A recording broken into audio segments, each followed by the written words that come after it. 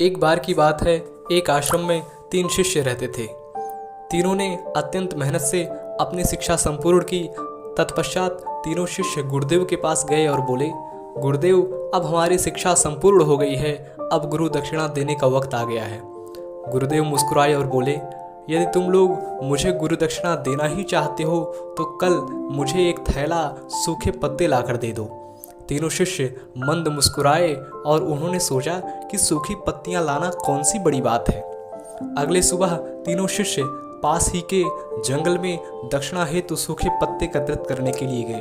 उन्होंने वहां देखा तो आश्चर्य हुआ। जंगल में सिर्फ एक मुट्ठी सूखे पत्ते बचे हुए थे। यह देखकर वे तीनों बहुत अधिक परेशान हो गए। उन्होंने सोचा, अब गुरुदेव को दक्षिणा कैसे देंगे। तभी सामने से एक किसान आता हुआ दिखाई दिया, जिसने एक थैले में ढेर सारे सूखे पत्ते लिए हुए थे। उन्होंने उस किसान से आग्रह किया कि भाई, हमें भी थोड़े सूखे पत्ते दे दो, हमें इनकी अत्यंत आवश्यकता है।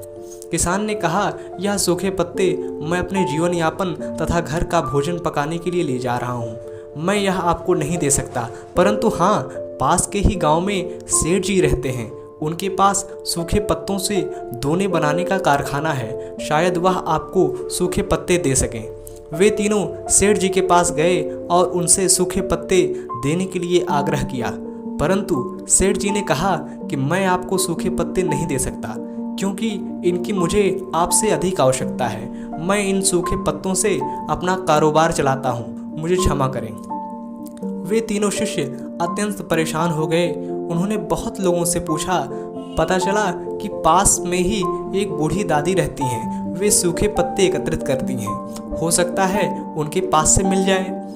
तीनों बूढ़ी दादी के पास गए और उनसे सूखे पत्ते देने का आग्रह किया, परंतु बूढ़ी दादी उन सूखे पत्तों से औषधियाँ बनाया करती थी, तो उन्होंने भी मना कर दिया।